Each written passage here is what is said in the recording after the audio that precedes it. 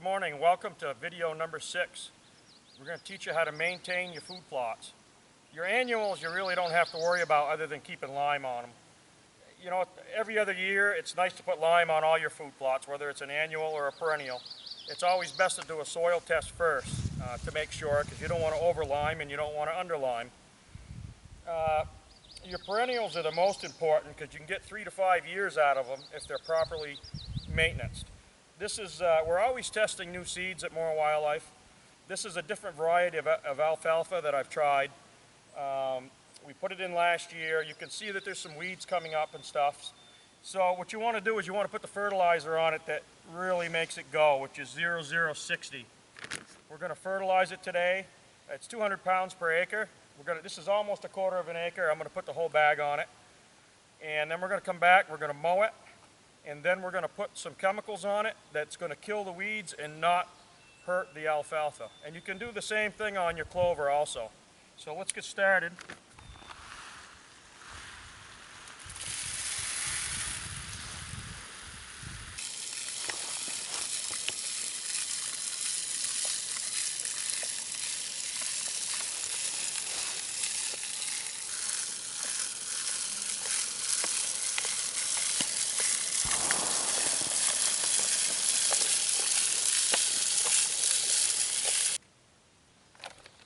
We got all our fertilizer on, our 0060. You want to put that on 1 to 2 times a year for maintenance. We're going to come back in 2 to 4 days depending on the weather. I'm going to wait till it rains and let the fertilizer work in.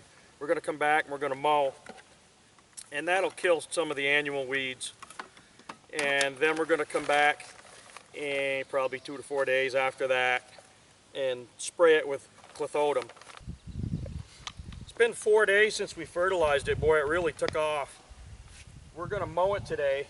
Something that you want to remember, you only want to mow it probably once a month. Anything more than that, you're going to be overdoing it. And if you've got clover, you want to wait till it tassels off and gets rusty colored and then mow it, and then it'll actually reseed itself. You want to keep your mower as high as possible because you don't want to mow it too short and you don't want to mow it when it's hot. That's definitely not going to help you. So, and the other thing is, when I mow it, I'm going to kind of back into it so you're not mashing it all over. That way it actually cuts it instead of, you know, packing it down.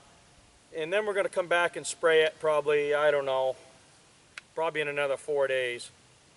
So I'm going to get at it.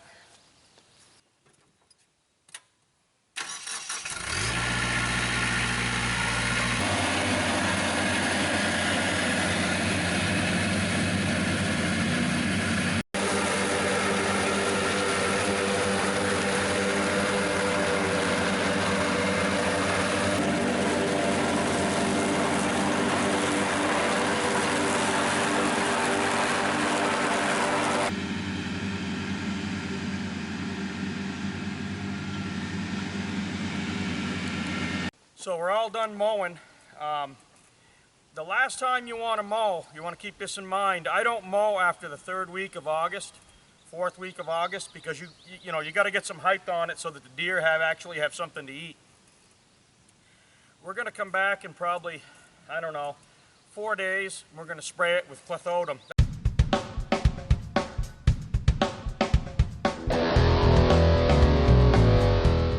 Good morning. It's been 8 days since we mowed this plot.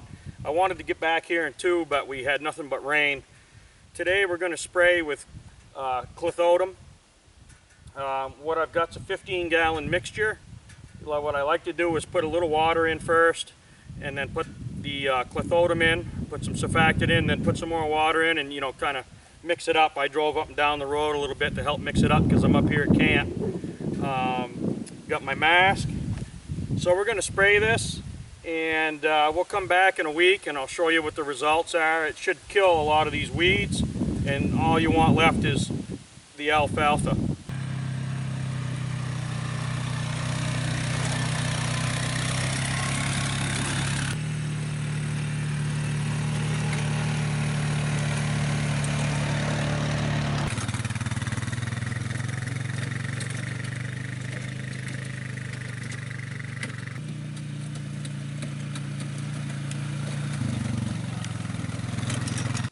So all done spraying the clethodomon. Boy, the deer flies are trying to carry me away today. Unreal. So we should see results in about a week. I'm going to keep an eye on it. I'll come back and we'll show you what it's going to look like. Another important thing about food plot maintenance is rotation of crops, and that's very important. Your brassica and radish, turnip, sugar beets, you shouldn't plant them in the same spot for more than 2 years.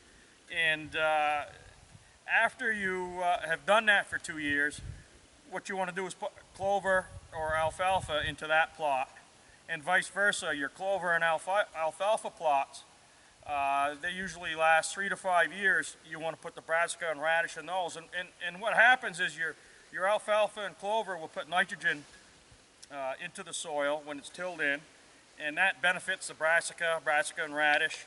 And just the opposite, the brassica and radish puts the nutrients into the soil that the alfalfa and the clover are going to use. So they benefit each other.